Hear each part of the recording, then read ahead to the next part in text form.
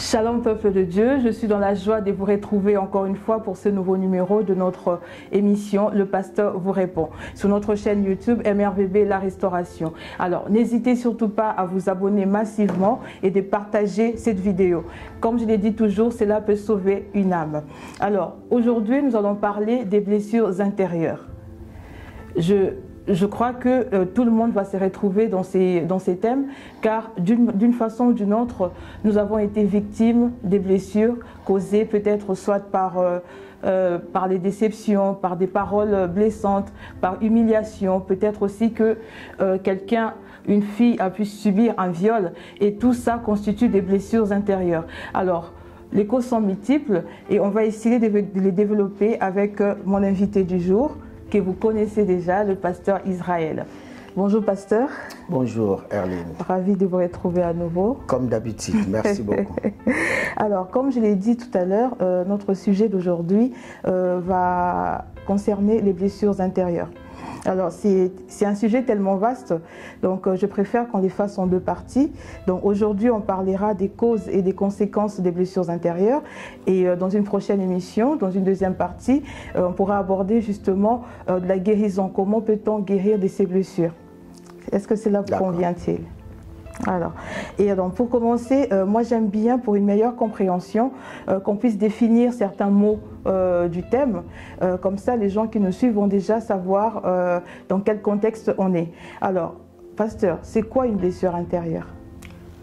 Déjà, pour comprendre une blessure intérieure, nous devons d'abord comprendre une blessure extérieure. On ne peut jamais parler de la blessure qui est intérieure, invisible, sans parler de la blessure qui est visible. C'est comme la résurrection, on ne peut jamais parler de la résurrection sans parler de la mort. Voilà pourquoi on va d'abord définir c'est quoi une blessure. Une blessure, c'est une lésion sur la peau qui est causée soit par un coup, soit par un accident, soit par quelque chose. Mais c'est une lésion qui est sur la peau. Ça peut gonfler, ça peut saigner, ça peut détruire vraiment la peau. C'est ça en fait une blessure. Lorsque vous lisez la parole de Dieu, la Bible dit qu'il y avait un homme qui descendait de Jérusalem à Jéricho. Et cet homme a rencontré sur son chemin des brigands et on l'a chargé de coups, la Bible dit, et on l'a blessé. Et là, nous voyons que cet homme est blessé. Et cette blessure, c'est une blessure qui est extérieure. Parce que ce qui est extérieur, on peut le soigner aussi chez les médecins. Mais ici, on ne parle pas des blessures extérieures, mais on parle des blessures intérieures. Donc, des blessures extérieures sont causées parfois par des accidents, des coups, voilà. Mais des blessures intérieures sont des problèmes, des plaies qui sont invisibles, mais qui est dans l'homme, qui n'est pas visible. Quelqu'un qui est blessé visiblement, on peut voir que sa plaie est vive, sa plaie est ouverte. Mais celui qui est blessé intérieurement, on peut lire son visage, on peut lire son caractère, on peut lire son comportement. Et justement, c'était la question que j'allais poser tout à l'heure. Comment justement, si la blessure elle est invisible, comment peut-on la détecter? Comment on arrive à détecter cette blessure qui est invisible? Déjà, comme je viens de te le dire, on peut détecter celui qui est blessé par un comportement étrange, bizarre. Tu sais, Erline, il y a des comportements, quelqu'un qui te piétine, et peut-être la personne qui piétine l'autre demande déjà pardon. Mais la personne qui réagit, la manière dont elle est en train de réagir, tu te dis, mais à part ça, il y a encore un autre problème. Juste un petit problème qui devient un grand problème. De telles réactions, tu peux comprendre déjà que celui-ci, c'est un blessé. Il a un problème dans son âme. il a un problème dans son âme. Il y a des comportements comme chez les jeunes filles. Il y a d'autres jeunes filles, elles ne veulent même plus sentir un homme peut-être d'une tribu, peut-être ivoirien, américain, Mukongo, Mouswahili. Si tu viens de cette tribu-là, même si tu es son pasteur, il va toujours réagir, la personne va toujours mal réagir. Parce que elle devient allergique au Bakongo, aux Ivoiriens, aux Américains, parce qu'il y a eu un homme qui l'a déçu, qui était de cette tribu-là, ou de cette nation-là.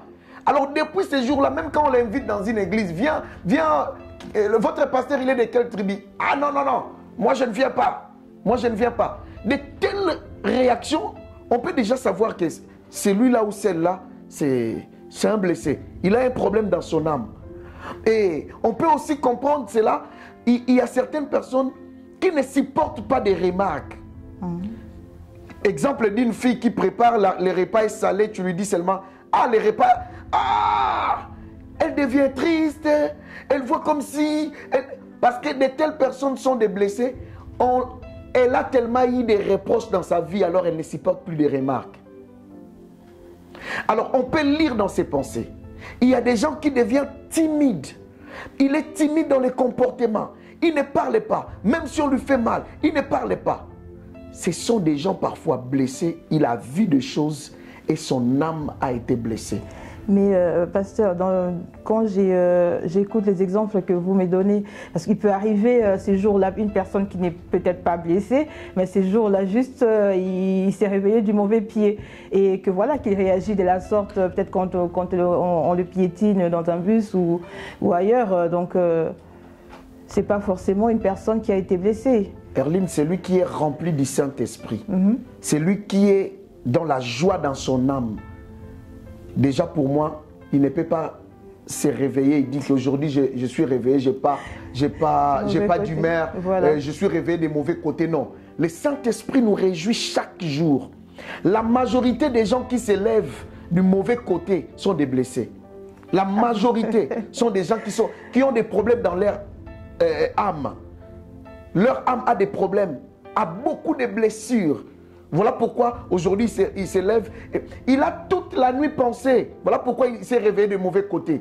Ouais, c'est pas faux. Ouais. C'est comme ça que les gens. Il a toute la nuit, il a pensé. Et sa journée n'est pas bien, elle n'est pas bien, il n'est pas bien. Il agit d'une manière, d'une autre. Parce qu'elle a des problèmes dans son âme. Le Saint-Esprit nous réjouit chaque jour. Chaque jour. Tout à l'heure, dans mon introduction, j'ai pu citer quelques causes voilà, des blessures intérieures qui peuvent faire qu'une personne soit blessée. Ouais. J'ai parlé de la déception, peut-être une déception amoureuse, ou j'ai parlé de l'humiliation, des paroles blessantes, ou encore de quelqu'un qui a subi un viol, surtout d'un proche. Est-ce qu'il existe d'autres causes, justement, parce que je sais que les causes sont multiples. Il existe d'autres causes, justement, qui font qu'une personne soit blessée. Effectivement, il y a plusieurs causes que je peux pas tout citer dans une seule émission, mais il y en a beaucoup, parce que dans ce monde, nous vivons le monde où il y a beaucoup de gens qui sont des blessés. Et déjà, les cas de viol, une fille qui a été violée chez son père, chez sa mère, chez son grand frère, chez un vieux du quartier, son oncle, tout ce que tu veux, toutes ces personnes-là adoptent un comportement face aux hommes. Et tu sais, il y a même des jeunes filles qui jouent des hommes. Elle prend cet homme, elle laisse, elle prend cet homme, elle laisse, elle prend cet homme. Dans sa tête, elle est en train de venger. Ce genre de comportement, directement, on comprend directement pourquoi elle réagit comme ça. Elle a des blessures dans son âme. Un jour, je suis allé dans une église, j'étais invité. Et pendant que j'étais en train de prier, Dieu m'a révélé que je dois prier pour une sœur qui a une blessure intérieure, qui a été violée par son propre père. Et son propre père l'a amenée même ici en Europe. Mais elle a subi des viols. j'ai vu de telles situations pas une fois, pas deux fois dans mon ministère, à plusieurs reprises. Ces jeunes filles, leurs vies peuvent être détruites si Dieu ne leur fait pas grâce. À part les viols, la vie difficile, il y a certaines personnes qui ne sont pas élevées chez leurs propres parents. Il a été élevé chez son oncle. Et la femme de son oncle l'a tellement maltraité. Il y a certaines personnes qui ont été élevées par des familles d'accueil. Et il a vu l'injustice comme ça. Il y a certaines personnes qui sont des blessés parce qu'il a assisté ou elle a assisté comment son père battait sa mère. Et ça créait quelque chose dans sa vie et elle s'est dit aujourd'hui, moi je ne peux jamais me marier. C'est quelqu'un qui a des blessures. Ça, ce sont des causes. Je suis en train de citer les causes. Il y a certaines personnes, elle n'a plus confiance aux gens parce qu'il y a son ami propre qui avait pris son mari. Ou son ami propre qui avait pris sa femme. Il a trahison. Et cette trahison a pu bouleverser sa vie. Et dans sa vie, elle n'a plus confiance de quelqu'un ou il n'a plus confiance de quelqu'un, même pas du conducteur des trains qui les conduit. Il n'a plus confiance de tels comportements, de telles choses, de telles causes, fait que beaucoup de gens ont des blessures dans leur vie. Et il y a aussi d'autres causes, comme la pauvreté d'un pays. C'est aussi les causes des souffrances de beaucoup de gens. Parce que la pauvreté d'un pays ou la pauvreté d'une famille, parce qu'il s'est dit, aujourd'hui si je suis comme ça, je ne suis pas allé à l'école, mon père ne m'a pas envoyé à l'école parce qu'il ne travaillait pas, il était pauvre. Et aujourd'hui, il est devenu jaloux des autres, il voit comment, il a un mauvais cœur. Erline, tu sais, il y a une étude qui nous montre que 30% de violeurs sont des gens qui ont des blessures. La majorité des voleurs armés sont des gens qui sont grandis avec des blessures. Je peux aller plus loin de dire, la majorité des prostituées que nous voyons sont des gens qui ont des blessures, des malfaiteurs, des voleurs.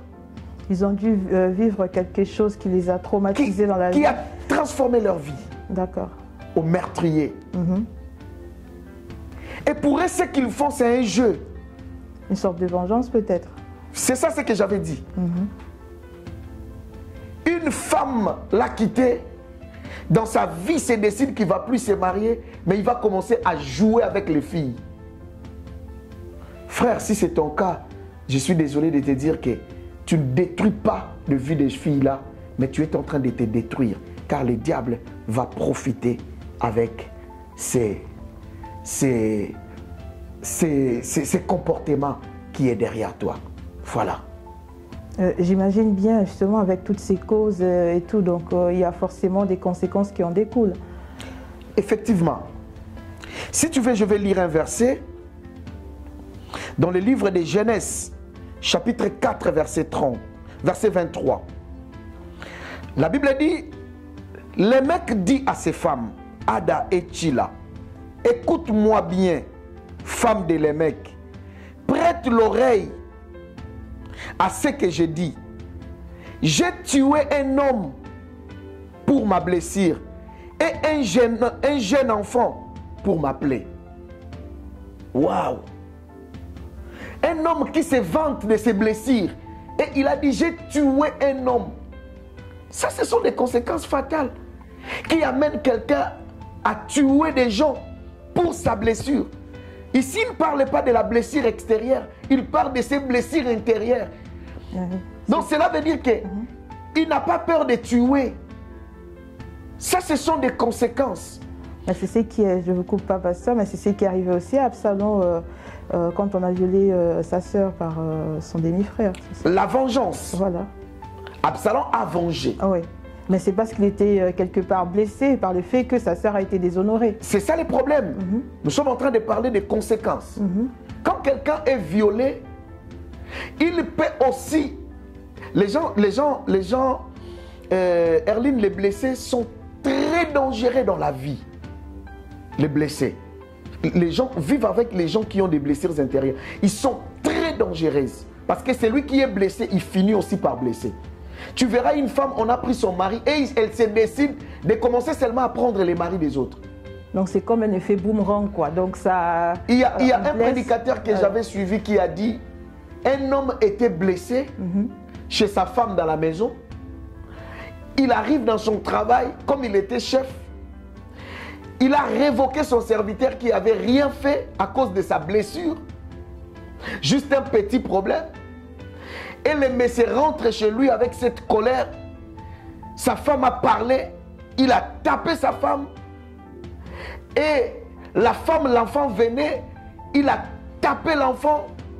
Et l'enfant, le chien venait. Il a pointé le chien.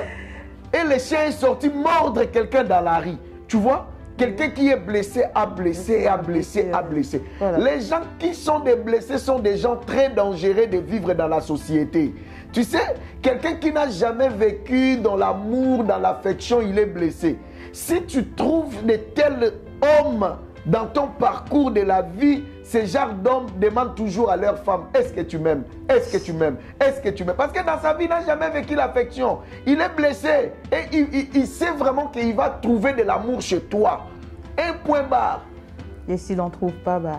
Ah mais c'est ça les problèmes. C'est ça maintenant les conséquences. Les conséquences. Beaucoup de gens ont tué comme les mecs.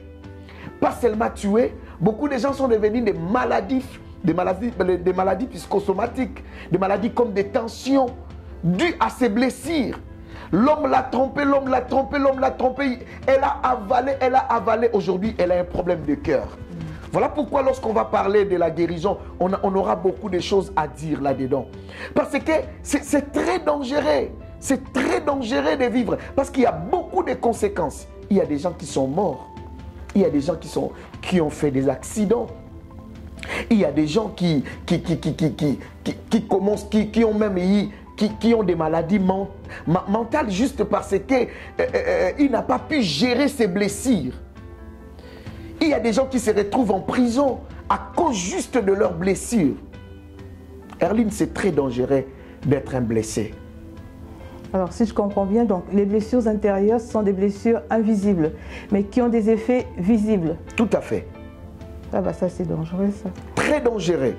Parce que quelqu'un qui est blessé, en fait, il n'est pas différent de quelqu'un qui est hypocrite. Parce qu'il a des choses, il a double face. Parfois, quand il est bien, il manifeste un autre comportement. Mais quand les effets de ces blessures viennent, tu trouves encore une autre personne. Donc, on peut dire que les blessés intérieurement, si je puis dire, sont souvent bipolaires, je vais dire, donc un peu deux... C'est ça, ils ont double vie. Voilà. Hein. Ils ont double vie. Double face, là on le voit, il peut être là d'un moment à un autre. C'est ça, tout à fait. Ça peut exploser, quoi. Beaucoup de gens sont en train de souffrir dans ce monde par rapport aux blessures intérieures, Erline. Beaucoup de gens viennent à l'église. Ils sont en train de souffrir des blessures intérieures. Il y a un événement qui est passé dans sa vie. Il a été révoqué du boulot pendant qu'il était innocent. Ça a changé sa façon de voir les choses. Il a été chassé du mariage pendant qu'elle savait qu'elle était innocente. Et les conséquences sont vraiment réelles. Tu sais, Erline, vaut mieux être blessé avec une machette, tout le monde voit que tu as été blessé, que tu sois blessé de ton intérieur. C'est une plaie invisible, mais qui peut aller jusqu'à être infectée et à détruire même la destinée d'une personne. Voilà pourquoi beaucoup de gens ne sont pas mariés. Voilà pourquoi beaucoup de gens n'aiment pas même faire des enfants. Voilà pourquoi beaucoup de gens n'arrivent plus à travailler. Voilà pourquoi beaucoup de gens sont à terre parce qu'ils sont des blessés. Juste une question assez personnelle. Vous-même, en tant qu'homme de Dieu, vous avez été aussi blessé d'une façon ou d'une autre, surtout dans votre ministère, par exemple. Le monde d'aujourd'hui, personne ne peut dire qu'il n'a jamais été blessé.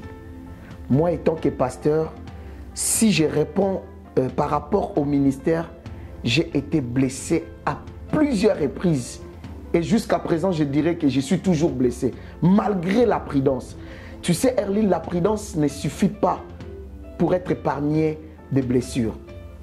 J'ai vu des gens quitter dans mon ministère, mais quitter dans l'agressivité, qui disent des choses qui sont fausses sur toi, et ils sont conscients, mais il les dit juste pour te nuire, pour détruire ton ministère, pendant qu'eux-mêmes ils savent que c'est faux ce qu'ils sont en train de dire. Et je vis, à plusieurs fois, j'ai été trahi par mes proches. J'ai été trahi par mes proches, que j'appelais frères. Ils étaient là. Je leur parlais de mon ministère, je leur parlais de la vision. Mais ce sont eux qui m'ont trahi. Tu sais, Jésus aussi a été blessé par Judas. On est toujours blessé, trahi par nos proches. Et moi, dans mon ministère, pas seulement trahi par des collaborateurs, mais j'ai aussi été trahi par des enfants qui m'appellent soi-disant daddy, papa. Je vis des enfants me manquer du respect pendant qu'ils ont tort. Je vis des enfants quitter l'église, aller dire n'importe quoi pendant qu'ils ont tort. Et je pense que tous les pasteurs sont des blessés. Hein. Souvent, les pasteurs sont blessés, mais ils s'y portent. Mais quand les pasteurs blessent, c'est grave.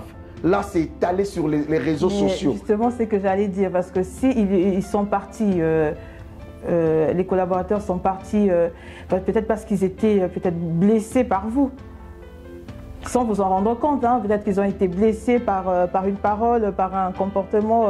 Voilà, c'est pour ça qu'ils sont partis et ils sont allés raconter des choses. Erline, ce monde est rempli de la méchanceté. Il y a des gens, crois-moi, même quand tu ne fais rien, ils auront toujours quelque chose à dire à ton sujet. Moi, je ne suis pas un Dieu. Le pasteur n'est pas un Dieu. Le pasteur peut aussi blesser, d'une manière ou d'une autre. Mais quelle est la réaction de celui qui est blessé par son pasteur? C'est ça le problème. Parce que beaucoup de gens blessent les pasteurs, mais les pasteurs ont la possibilité de surmonter cela et de continuer à les chérir, à les aimer comme des enfants. Mais quand c'est les pasteurs, Erline, je vais te dire quelque chose. Je n'autorise pas, je n'encourage pas ça, mais un homme de Dieu, un serviteur de Dieu peut aussi tomber, comme tout le monde tombe, parce que c'est un homme, il a l'eau, il a les sentiments. Mais tu sais, il y a des enfants qui viennent chez les pasteurs, ils disent voilà pasteur, je fais ceci, je fais cela. Le pasteur lui dit bon courage, lève-toi, la vie chrétienne est longue, continue, lève-toi. Le pasteur console, le prend même dans la main, il prie pour lui. Mais si la même personne entend seulement que le pasteur a fait ceci, il quitte l'église, il prend les photos, il commence à publier par-ci par-là. Non, ça vous êtes en train de blesser votre pasteur. Il faut aussi l'approcher, lui dire, pasteur, prends courage. C'est toi qui nous disais, prends courage. Mais ces genres de personnes ne sont pas nombreux. Beaucoup de pasteurs vivent avec des blessures intérieures. Je te l'ai dit, Erline, étant que pasteur, trahi par des enfants, trahi par des collaborateurs. Les pasteurs aussi ont des erreurs qui peuvent aussi faire et blesser aussi les autres. Je n'en disconviens pas. Mais si ma question est personnelle, je dirais à plusieurs reprises, j'ai vu même l'église se séparer en deux. Parce que certaines personnes ont pris leur côté et sans tenir compte des autres, des brebis du Seigneur. Les blessures intérieures existent. Et ce genre de blessures dans mon cœur, je l'avais, je ne l'ai plus. Parce qu'elle est lionne. Amen. A guéri ma plaie et il continue à guérir. Donc j'annonce à tout le monde, si tu penses blesser les pasteurs, sache-le très bien, il a quelqu'un qui est le réparateur de brèches. Amen. Ça, on va en reparler à la prochaine émission sur la guérison. On garde ça pour la prochaine émission. Justement, on dit mieux vaut prévenir que guérir. Ouais. Donc là, justement, quelles sont les préventions qu'on peut prendre justement pour pouvoir éviter d'être blessé? Déjà, c'est très difficile, Erline, d'être épargné des blessures. Il n'y a aucune précaution. Mais on peut quand même essayer d'éviter ça. Parce que moi, je donne un exemple, par exemple, un enfant dans sa famille, et tout, on peut éviter justement de lui dire des paroles blessantes, par exemple.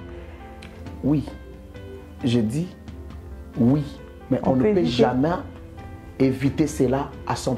Impossible. Un exemple, tu as une amie ou un ami. Toi, tu ne sais pas que dans 10 ans, il va te blesser. Il y a une bonne relation, vous parlez bien, jusqu'au jour où tu entends qu'il a dit ceci, elle a dit ceci. Comment tu vas l'éviter? Mais on peut éviter cela, nous qui écoutons ces messages. On peut éviter cela de ne pas blesser les autres. Mais nous, c'est très difficile de l'éviter. Mais nous, on peut éviter pour ne pas blesser l'autre. Tu sais déjà que ce que je vais faire à l'autre, ça ne sera pas bien, donc je ne le fais pas. C'est ça, éviter. Mais tel que nous sommes, aujourd'hui, je suis entouré, j'ai aussi des amis. Mais je ne sais pas leur penser pour demain. Voilà pourquoi nous devons être concentrés dans la prière, se confier à Dieu pour que Dieu parfois nous révèle les bons amis avant de commencer une relation. C'est très important. Ben, on peut toujours arriver à éviter justement de blesser les autres, parce que si chacun de nous pouvait éviter, il y aura moins, parce que moi je sais que comme vous l'avez dit tout à l'heure, il y a quand même un fort pourcentage, une grande majorité des gens qui sont blessés d'une façon ou d'une autre. Mais si on pouvait chacun de nous prendre conscience de cela et pouvoir éviter de blesser les autres, ben, il y aura peut-être moins de personnes blessées sur la terre. Tout à fait, tout à fait. Vous savez, il y a quelque chose que j'aimerais partager avec le peuple de Dieu dans Ésaïe chapitre 1 verset 6. La Bible dit dans Ésaïe chapitre 1 verset 6, j'aimerais lire ça. C'est un verset qui est important. J'aimerais partager ça, c'est Ésaïe chapitre 1, verset 6. Dans Ésaïe chapitre 1, 6e verset. Écoutez ce que la Bible dit. La Bible dit, de la plante du pied jusqu'à la tête, rien n'est en bon état. Ce ne sont que blessures, contusions et plaies vives, qui n'ont pas été ni pensé, ni bandé, ni adouci par l'huile. De la tête aux pieds.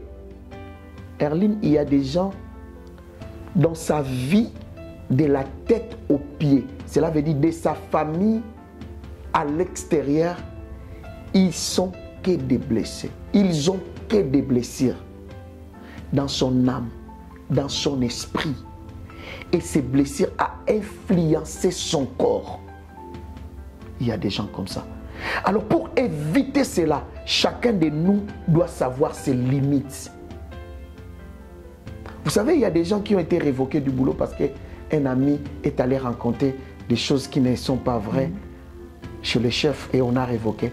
Mais quand tu fais ça, frère, que penses-tu quand tu fais ça?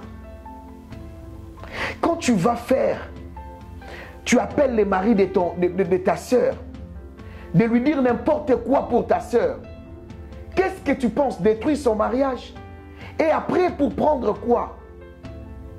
Tu vas blesser ton ami à vie. Beaucoup des enfants sont blessés par leurs parents. Exemple, un jour j'étais devant ma télé, je vis le documentaire de ces stars planétaires, Michael Jackson. Il disait, s'il a réussi à changer sa peau, c'est à cause de son père. Parce que quand il grandissait, son père disait toujours, tu es vilain. Parmi tous mes enfants, c'est toi qui es moche. Et dans sa vie, avec cette blessure, il se disait, les jours où j'aurai l'argent, la première chose que je ferai, je vais changer ma morphologie. Et ça l'a amené à la mort. Ça a amené à la mort. Voilà les conséquences. Ça l'a amené à la mort. Et tu sais quoi? Dans les testaments, il a laissé rien à son père. Ça, c'est les conséquences des blessures. Ah oui. Les parents ne doivent pas montrer à leurs enfants de la haine, des injures, des insultes à tout moment. Regarde ta tête. Toi, tu es moche. Ça, c'est les injures que nous voyons. Ou montrer la préférence d'un enfant par rapport à... Tout ça, ça blesse parce que les enfants observent toutes ces choses dans la maison. Vous préférez telle parce qu'elle est intelligente. Les enfants ont le même droit dans la maison. Même si elle ne veut pas travailler, même si elle ne veut pas faire ça. L'enfant ne doit pas observer, ne doit pas... Les enfants observent. Ils savent que dans son anniversaire, tu as fait l'anniversaire. À son anniversaire, tu dis toujours tu n'as pas l'argent. Lorsque vous êtes en train de faire des courses, pour lui, le basket de 100 €. Quand c'est pour lui, c'est le basket de 30 €. Les enfants assistent à cela et ils voient. Tu sais, dans la famille de Jacob, dans la famille, pardon, d'Isaac, le père aimait beaucoup Isaac et Ésaü parce qu'il lui apportait du gibier. Il faut lire la parole de Dieu. Et la mère aimait Jacob parce qu'elle avait entendu Dieu. Ça blesse. Les enfants vont bagarrer. Et lorsque les parents ne seront plus en vie, imaginez-vous, les enfants seront séparés. Parce que l'autre savait, il est grandi que sa mère l'a tabassé parce que, voilà, son père ne l'aimait pas. Et voilà pourquoi même à l'âge adulte, les parents sont devenus de vieux. Mais les autres là s'occupent toujours de leur père que de leur mère. Parce que leur père les a beaucoup blessés. Les autres s'occupent toujours de la maman. Ça, ce sont des conséquences. Les parents doivent éviter de blesser leurs enfants par montrer leur préférence ou bien des insultes. Voilà. Donc, il faut encourager les enfants. Il ne faut pas blesser les enfants. Car tout ce qu'on dit aux enfants, quand ils seront grands, ces choses vont influencer leur destinée. Justement, dans tout ce que vous dites là, par rapport aux conséquences, moi, je retrouve un peu le thème dont on a parlé les trois premières émissions, c'est-à-dire les influences démoniaques sur les influences démoniaques. Ouais. Donc, je vois que c'est aussi une porte ouverte, justement, on donne l'accès au diable quand on est blessé. Tout à fait. Parce que si on a déjà cet esprit de vengeance dans la tête et tout, qu'on veut tuer, on veut aller jusqu'à tuer une personne juste pour se venger, c'est quand même aussi parce que tuer quelqu'un, c'est pas comme ça, une personne normale foncer à tuer. Donc c'est qu'il y a quelque part, on a ouvert une porte au diable aussi, on a donné l'accès au diable en étant blessé, c'est ça? Les blessures intérieures sont parmi les grandes portes des démons. Je suis dans le ministère de délivrance, j'ai un peu d'expérience. Je t'avoue qu'il y a beaucoup de gens qui sont possédés par des démons suite à ça. Parce que lorsque l'âme de quelqu'un est blessée, il est abattu, les portes restent ouvertes et les esprits mauvais peuvent entrer. Une fille qui a été violée, l'esprit de la prostitution peut facilement entrer dans sa vie. Un homme qui a été trahi par une femme, l'esprit de la vengeance, l'esprit de désordre sexuel peut entrer facilement dans sa vie. Un homme où on a volé son compte, cet esprit-là qui peut nous pousser à devenir meurtrier, à voler aussi les autres. La fille qui a assisté comment son père battait sa mère, l'esprit de célibat peut profiter pour dire non, je ne veux plus me marier à cause de tout ce que je vis. Donc, ce sont des portes ouvertes. Et beaucoup de démons ont possédé beaucoup de vies juste parce qu'ils ont laissé la porte ouverte par des blessures intérieures. Toi qui es en train de me suivre, si tu comprends que dans une situation ou dans une autre, tu as été blessé, peut-être tu étais enfant. Erline, tu sais que beaucoup de gens n'arrivent pas à comprendre cela, mais leur comportement le trahissent et leur caractère. D'accord. j'aimerais qu'on parle de la guérison, comment peut-on guérir des blessures intérieures. Mais comme je l'ai dit, ça sera pour une prochaine émission, dans notre deuxième partie, parce que c'est ça aussi, on a beaucoup de choses à dire par rapport à ça. Tout à fait. Donc je préfère, parce que faute de temps, je préfère qu'on ne commence pas justement à parler de la guérison. D'accord, pas de souci. Alors, si vous avez une prière à faire justement pour tous ces gens blessés qui nous regardent et qui des fois n'osent même pas l'exprimer. C'est vrai que nous, on peut les détecter par leur comportement, mais des fois, ils n'arrivent pas à en parler. Et donc, j'aimerais que vous vous adressiez à eux, vous leur donniez un conseil. Qu'est-ce qu'ils doivent faire exactement?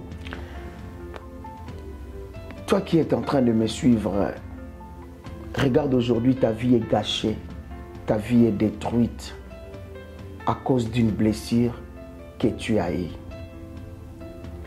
Un jour, je parlais avec une sœur en Angola. Elle avait une cicatrice ici et elle mettait toujours ce tissage comme ça. Elle m'a dit, pasteur, je déteste ma sœur parce que quand on était enfant, elle m'a blessé ici. Et aujourd'hui, j'ai une cicatrice sur le visage et j'ai de la haine contre elle. Toi qui es dans la haine, toi qui comprends que ta vie commence à être gâchée parce que tu gardes quelque chose dans ton cœur. Toi qui es en train de me suivre, tu te dis je ne vais pas me marier parce qu'un homme t'a trompé, parce qu'une femme t'a trahi. Tu te dis je n'ai plus confiance en personne parce que tu as été révoqué, parce qu'un ami a dit des mensonges pour toi. Toi qui me regardes, tu as été violé par ton père, par ton oncle. Je ne sais pas, par un cousin, je ne sais pas par qui.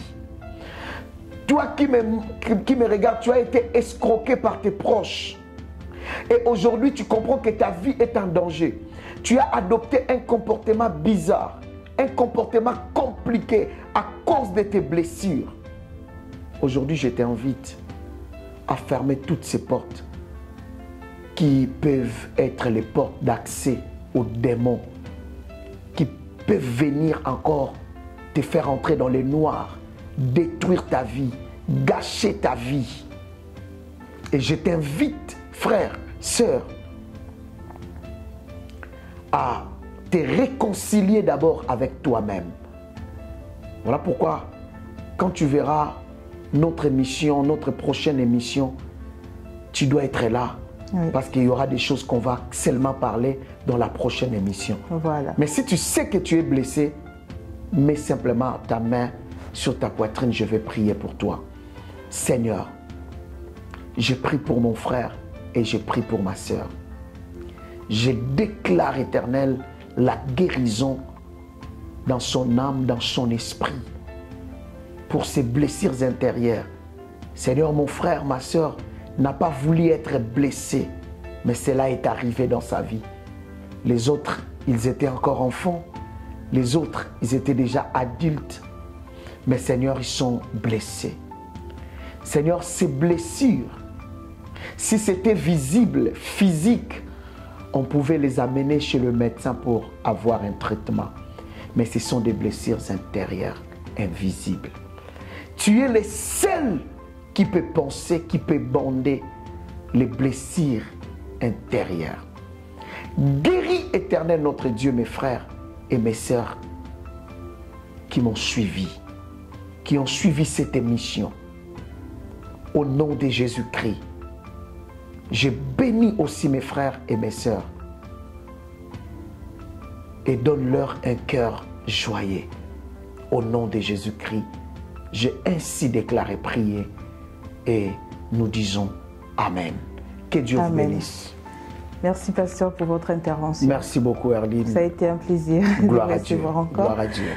Merci à vous qui nous avez suivis derrière vos écrans.